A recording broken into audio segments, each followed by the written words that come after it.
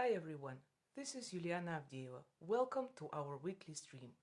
Tonight we are moving on to the B-flat major Prelude and Fugue from Book 1 by Johann Sebastian Bach, and after that we have a look on one of the most exciting piano sonatas which have been ever written, in the Piano Sonata number 8 in B-flat major by Sergei Prokofiev, opus 84. Well, first of all, I would like to say that unfortunately the live stream I had last week with Daniel Spielmann, I had a massive technical problems. That's why the video is not really available now, and I will have to take it down from the website, from the Facebook site. But I'm very much hoping that there will be another occasion to record a conversation with Daniel Spielmann. And anyway, that was a great chat we have did last week, so I'm sure that we will find another solution for that. I hope you are all doing well. Hello everyone, it's great to see you. I'm very happy that you are all here. Yes, indeed, we are already moving to the B-flat major, which means that we have 4 more preludes and fugues from book 1 to go.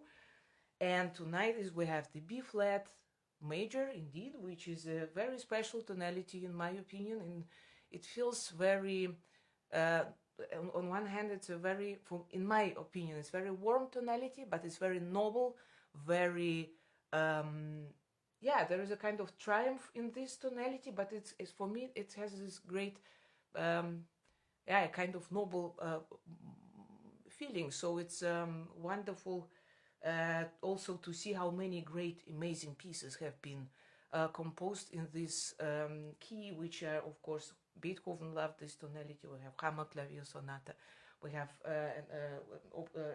Sonata number 11, of course, Schubert B-flat major Sonata, Brahms Piano Concerto number 2, which is absolutely amazing piece. And of course, Prokofiev indeed had also a kind of very special, I think it seems like he had a special feeling for this tonality, as we have several, we have 2 piano sonatas in B-flat major, opus 23, opus 83 and 84.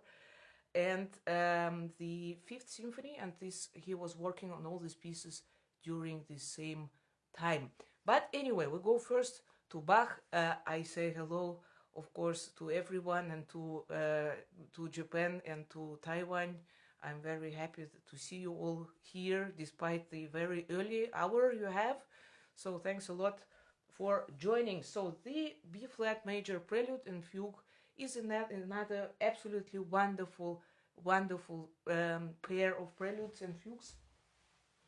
The prelude is very virtuosic. It's in an extremely virtuoso style, with in a quick tempo, with also some, of course, harmonical changes, which are somehow very, I don't know, it's a nice combination. So it starts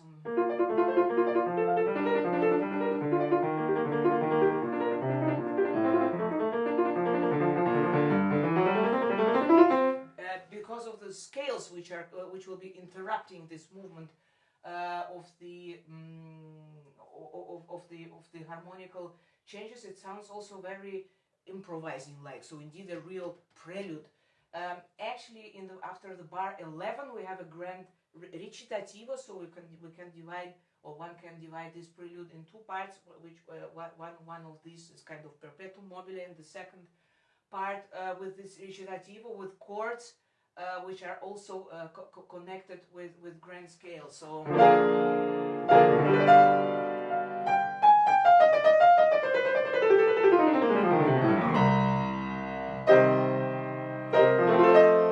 somehow it's a very festive character, very yeah, I don't know, very warm, very, it's a little bit, for me it reminds maybe a little bit on E-flat key, but still it has, it's for me it's warmer, it's more yeah, it's more human, more from the heart. In the end, this is a wonderful line going up, which is, we remember in Baroque, means happiness. So the fugue is in 3 parts. It's one of the, in my opinion, one of the most elegant ones, with somehow very, very charming. It's also it's a long one, long subject in 4 bars, with again 2 elements. So one is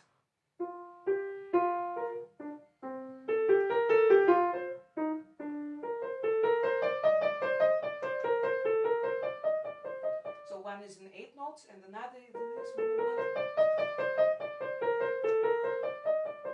So, but somehow it's moving on one spot. It's not, although we have these 16 notes, but he is not, Bach is not, he's just, yes, making circles around those keys, D and B flat. The counter subject, well, there are 2 concerts, but the first counter subject is somehow, for me, very charming. It's like, because it's actually,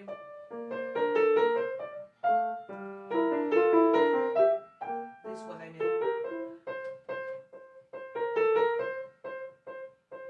So again, it's actually all around one point, and he's kind of insisting.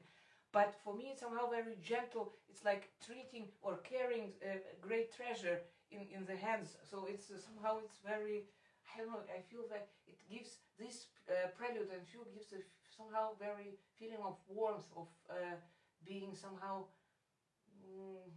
it's not about being comfortable, but it gives a very pleasant feeling, very feeling of something very positive.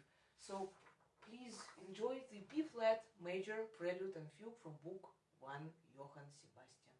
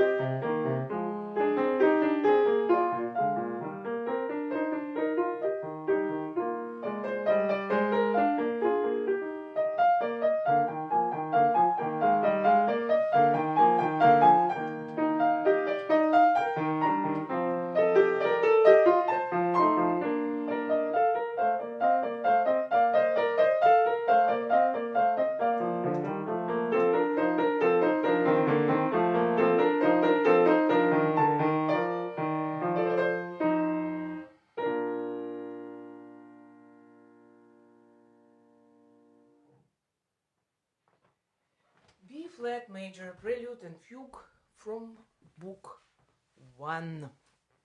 So this, yeah, again, one very, very special, very warm, very,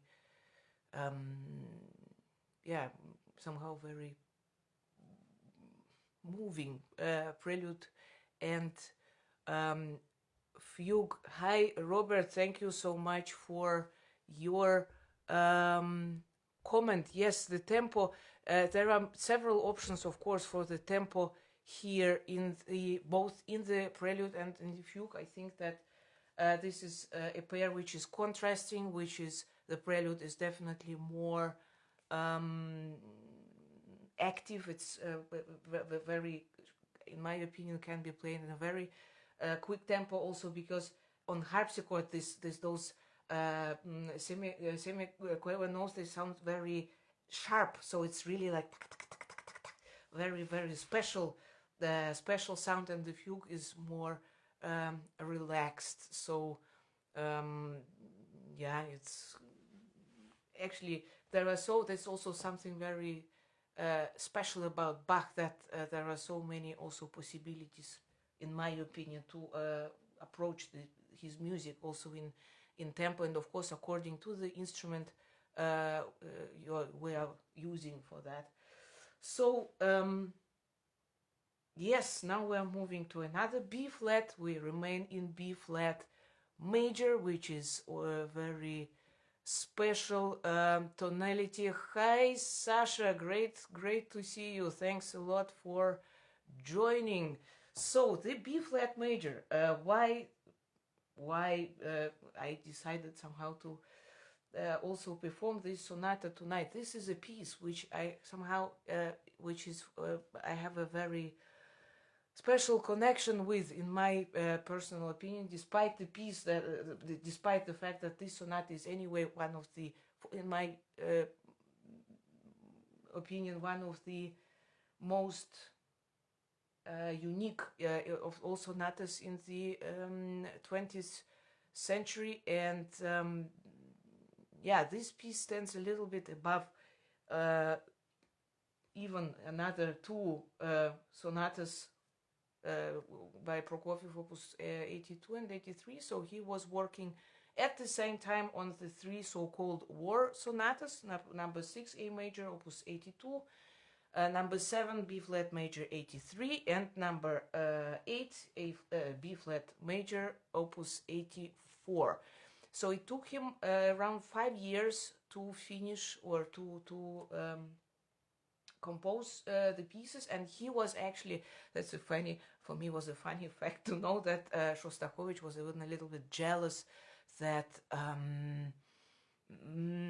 Prokofiev was able to work at the same time on a few pieces, not only on one. So that's why also these sonatas, it's a very interesting for me to see how different in character and also in the musical language the sonatas are, even knowing the fact that they were composed at the same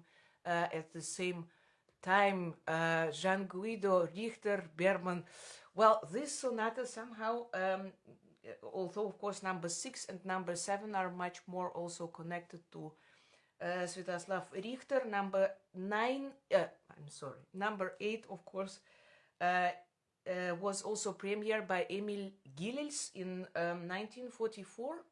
In December 1944, I think it was on the 30th of December. And by the way, Prokofiev himself, as he had to play this sonata for the Composers Committee to get the approval that this piece can be performed in public, that was one of his of Prokofiev's last public performances. So he did play the sonata himself for the Composers Committee in October 1944, and Emil Gilels premiered the sonata in December 1944 for the big audience. And this was, of course, one of the pieces, which, I don't know, for me, his performance of this sonata is absolutely, it's a great reference. But to be honest, I'm also I'm a great admirer of Richter's version of it. It's a very different type of performance. But anyway, it's both of them. It's there. I never compare Richter and Gilels somehow, because both have they have so different for me that it's not easy to, and I think for me it doesn't make any sense to compare.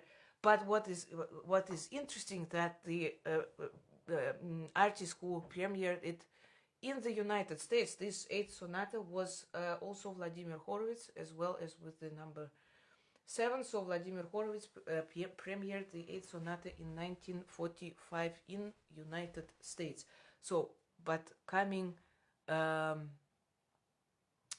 now to the why this sonata is also so special to me, it's actually, I have a story with it. So it was fall 2006, and I was studying at the University of Arts in Zurich, and then it was announced that Mstislav Rostropovich is coming to Zurich to give a master class with some students, with 3 students of the university, and he wanted particularly to have one pianist performing Prokofiev's Sonata number 8, because of course Rostropovich himself knew Prokofiev. They worked together a lot, and of course this is absolutely, that was such an amazing news, and I was so happy and so proud that I have been chosen to be this student to perform this sonata for Rostropovich at the masterclass. So the masterclass was scheduled for the first half of the year 2007, and of course I had time to work on the piece, and I to be honest, once you open the score, it is absolutely, it is very unique. It's a unique piece because it's from, in a way it's very untypical for Prokofiev, because it's how should I say this? This is it's not it doesn't, of course it has those also elements of let's say mechanical elements which we know from the 6th sonata or 7th, but this is 8th is completely different mood. The number 8 is more observation. It's more, I don't, it's not even philosophy, but it's like really a description of a world, of a very fragile world, which can be destroyed, or which can be threatened in a very easy and quick way. And I think this piece indeed describes this moment of the fragility of a human being, of the world we live in. So anyway, I have learned this piece, and unfortunately Rostropovich passed away just a couple of weeks before coming to Zurich. So for me, this piece also somehow remains as a kind of unfulfilled dream, that I had the chance to work on this piece with Rostropovich, who knew Prokofiev himself, and who of course also exchanged a lot about the music with him, but this never happened. So somehow it's yes, it's a very, for me of course, very, very sad, but this piece is it's in a way it's a mystery. And to be honest, I in March, as this crisis started, which we're all experiencing, but also now, and it's not over yet, and it's not obvious when it will be over. It was one of the first pieces of music which I had in my mind already in March, because exactly about this fragility, about the world which seems to be safe, which seems to be fine, which is secure, within several weeks it's destroyed. Nothing is like it was before, and it's a completely new situation. And the question of existence, of life and death in a very, and death in a certain way. These are the questions which are somehow, they keep me busy. And I think this piece, that was my desire already in March to play it, because I wanted to feel how this music is, how can I express this music now, already knowing this different type of life, not only the safe great world which I knew until March 2020, but this new situation, new world. Jakub, yes, I very much admire his well, one of my favorite pieces by him is Alexander Nevsky. Alexander Nevsky is the music to the movie of Eisenstein, and I have been to Prokofiev's museum in Moscow, which is his last apartment where he lived, and there is a sketch of his work on the music for the Alexander Nevsky movie, and it's so clear structure, also with the timings, you know, three seconds of this character, also of course with some pictures from the movie, but this also shows how precise his mind was working. So Alexander Nevsky is one of my, actually today I was watching a little bit again, just, you know, to come to the mood, one or a couple of scenes from this Alexander Nevsky movie. Amazing music in my opinion. So the sonata, this sonata is really somehow, it's very exceptional. I would go movement by movement, but the first is a quite large piece, but I will perform it also in 2 weeks' time in Warsaw. I will be coming back to Warsaw to the recital series, because the Chopin competition this year, which should have take place in October, have been postponed to the next year due to the pandemic. But there will be some recitals, and during the time of the October weeks, which are of course the competition, Chopin competition weeks, and I will be performing this sonata at the Warsaw Philharmonic Hall on October 7th. But so I divide the first movement a little bit. I would like to show you some, what I also now looking at the score now, after also this work on Bach's project. Of course, I also see so many new things which I haven't seen before, to be honest. So basically, what is very exciting about this movement, the first movement, it is Andante Dolce. So it's actually a very lyrical movement. You might remember we were talking at our other stream about Prokofiev, about his lyrical melodic qualities, and this is maybe also another wonderful example of this. There are so many long lines, long melodical lines, and the way he takes out small motifs out of all those lines and literally destroys them. So he takes at the beginning is this dreamy world, which is very, I feel it's very equivocal in Prokofiev's music, because actually it feels like it's warm, quiet, but still there are always some harmonic moments which give you always a feeling, no, it's not as safe and not as real as it seems like. So the first subject, the main subject, consists of 3 elements, and why I'm saying this is not because of the because I would like to analyze this, but because he uses those 3 elements later on in the development, and indeed he makes out of this lyrical melody and a very aggressive, very destroying climax. That's how he works. He makes this, or he develops this piece. So the first element of the main subject is this.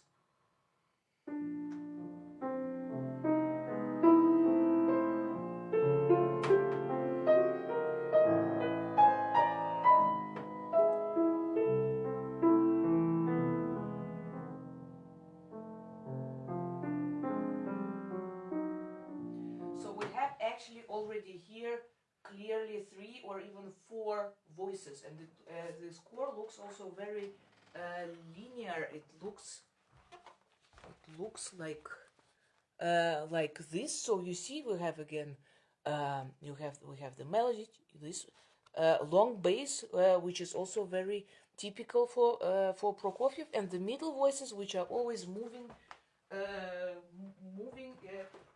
Already here, he goes through so many tonalities within those 4 bars already. So it already gives a feeling of some unsecure. So the second element is this.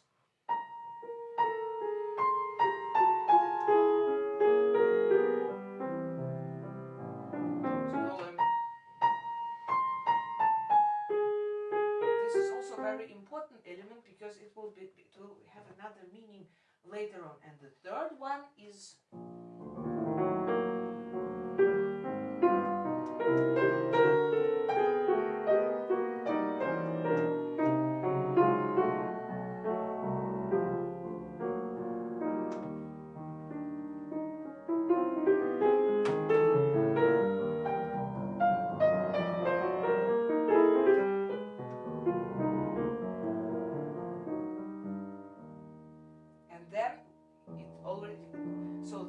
subject is already in a kind of ABA form.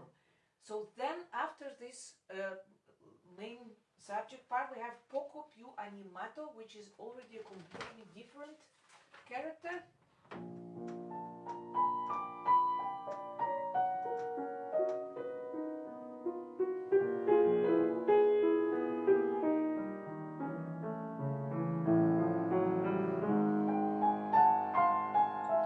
So this is already again new element, which is again wandering through different tonalities, and he accelerates this because that and it becomes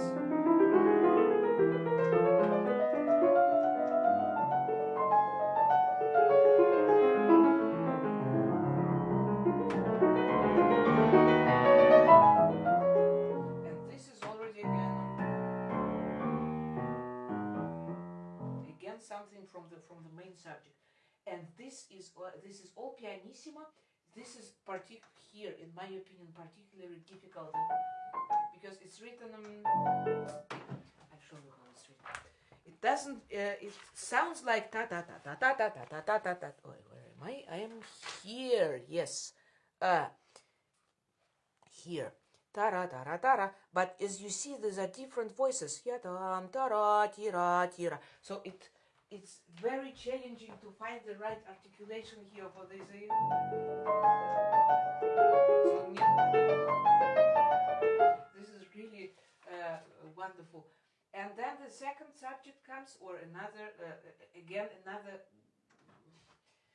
section in a way, because there are two elements here as well, which both are also relevant because they also appear later on. So one is this.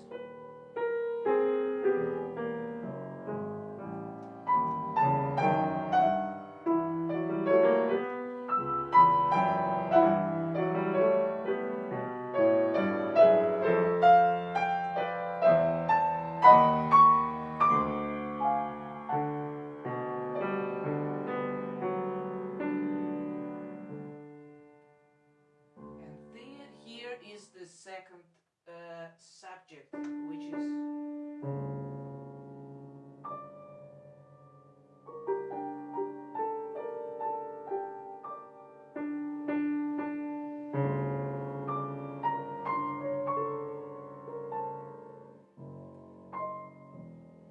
so we have here two elements. This is one very dark, very threatening.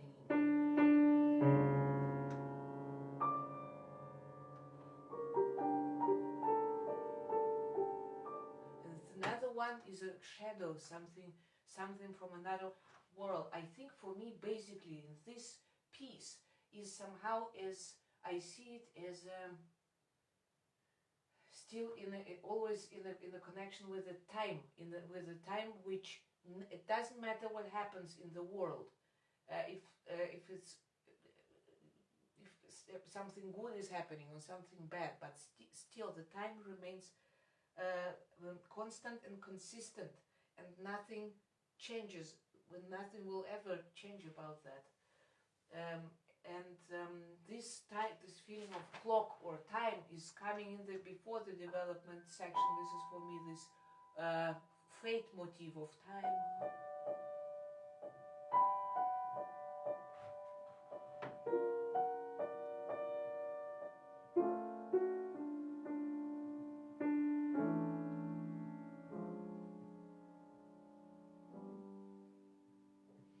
So I would like to play the exposition now in entire form, the exposition of the sonata, and then we talk about the development section.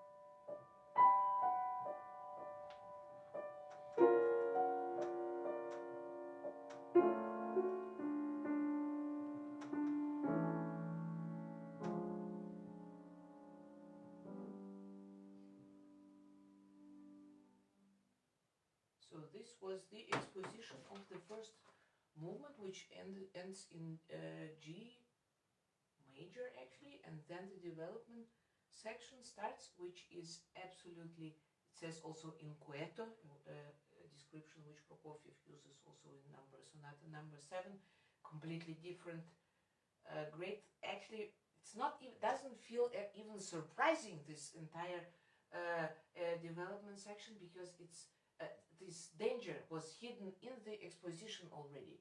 So the motives from the first subject are appearing here until we come to a great climax, which begins here with this.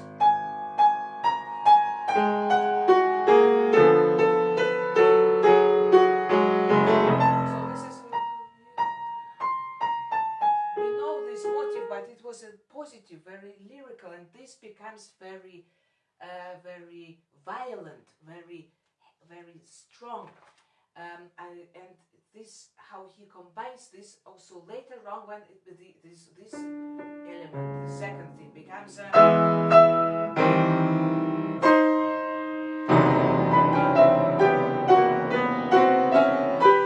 he literally puts it into the head. The entire emotional world here is completely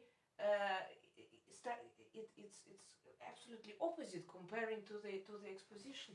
So the development section, which I would like to perform for you now, so that you also, for me, it's really, I discovered also for myself so many new things in this sonata. This is really such a treasure.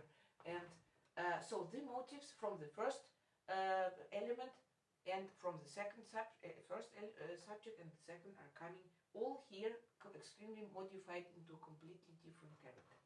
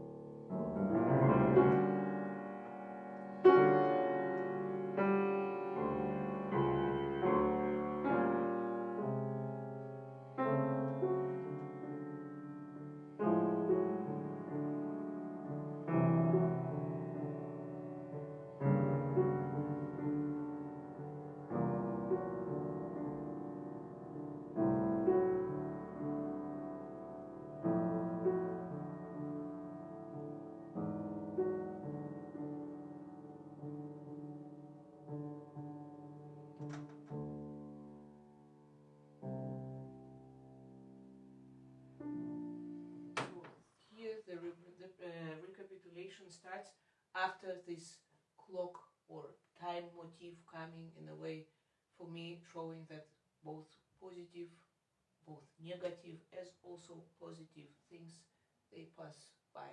So this is this consistent quality of the time. The second movement of the sonata is it says andante sognando, which means dreamy and warm. These are actually some Prokofiev uses here some musical material from his music which he composed for a theater, actually with Eugene Onegin, which but it has never been released. So it's a dance. It's a kind of minuet. It says sognando, so dreamy. Very warm, but also even here, because the theme itself is very, actually, it's very simple, even a little, maybe a little, yeah, simple, but it has its certain charm. It's very, really very elegant dance. I see it can be seen from ballet or something like this. There is actually only one, it's a short movement, there is only one element which is here also a kind of contrasting, it is a tranquillo element which sounds like this.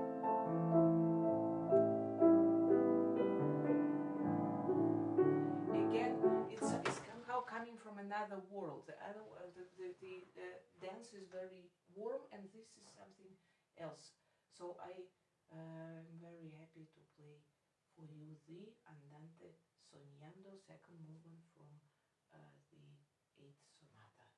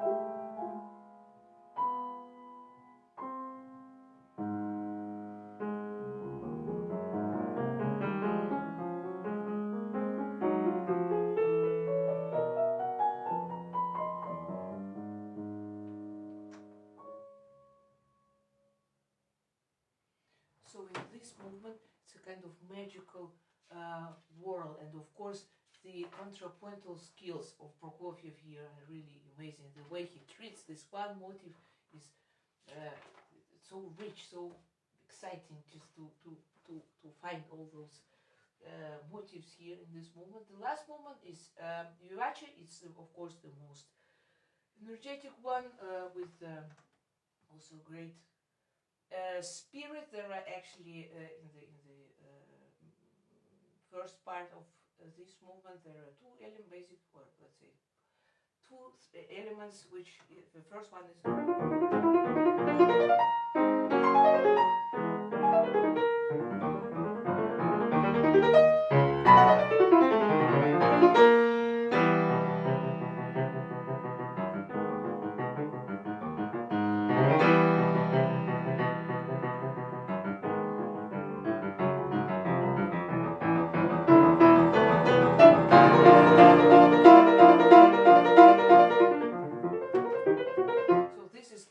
the main subject, which is followed by a theme which is much more in a triumph mode.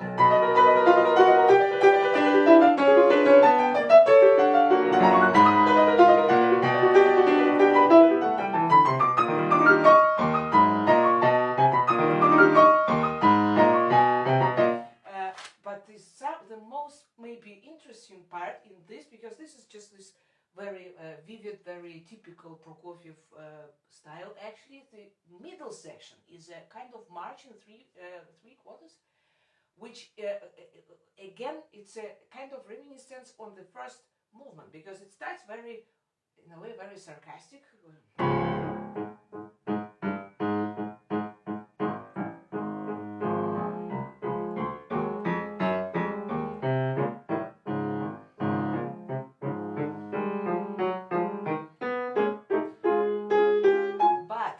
Here we have this interval, which is of course the same as here. So what happens later on, that Prokofiev also extends, he develops this element, finally destroys it. Well, I just played this. He destroys it, and then we hear indeed a short moment, almost a quote from the first movement, before coming back to the real finale. So I just would like to play this part from this development section of the third movement, as it's indeed an amazing example also of Prokofiev's creativity.